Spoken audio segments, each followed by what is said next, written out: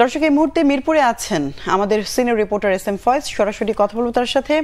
Faiz, battery চালিত autorickshaw চালকদের আন্দোলনের সবশেষ কি খবর আছে আপনার কাছে, আর মিরপুরে কি রাস্তায় যানবাহন চলাচল শুরু করেছে?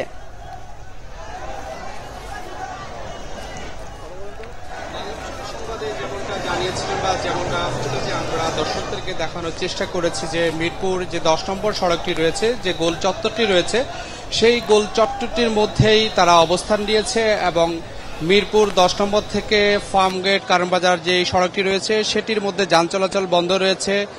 মিরপুর 10 নম্বর থেকে 14 নম্বর যে রাস্তাটি রয়েছে সেটির মধ্যে যান চলাচল বন্ধ রয়েছে। সকাল থেকেই যান চলাচল বন্ধ রয়েছে। তারা তীব্র আন্দোলন করছেন। তারা বলছেন তারা বাধাহীনভাবে তারা এই আন্দোলন চালিয়ে যেতে চান। তারা বলছেন কেন এই অটো রিক্সা এবং ইজি বাইকদেরকে কেন ইম্পোর্ট করা হয়েছে, সেখানে ইম্পোর্ট কেন বন্ধ করা হয় নাই, এমন প্রশ্ন তারা তুলেছেন।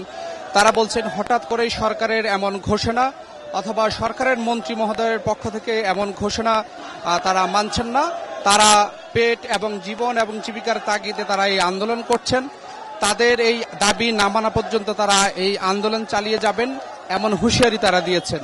তবে পুলিশ সকাল থেকেই কঠোর অবস্থানে রয়েছেন, কোনোভাবে যেন কোনো ধরনের যানবাহনের ক্ষতি না হয়, কোনো ধরনের সমস্যা যেন না হয় সেই বিষয়ে তারা নজর রেখেছেন। পুলিশ তাদেরকে বারবার বুঝিয়ে চেষ্টা করছেন সড়ক থেকে সরিয়ে একপাশে নেওয়ার জন্য, কিন্তু তারা কোনোভাবে সেই জিনিসটা মানছেন না বা কথা শুনছেন না।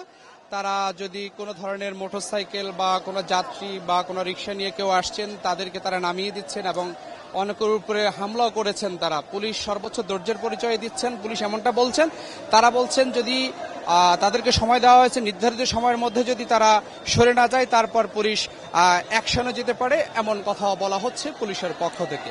এই ছিল আমার কাছে মিরপুর 10 নম্বর থেকে সবশেষ তথ্য। ফয়েজ, ধন্যবাদ আপনাকে। আন্দোলন যেহেতু চলছে, প্রয়োজনে আবারও যোগাযোগ করব।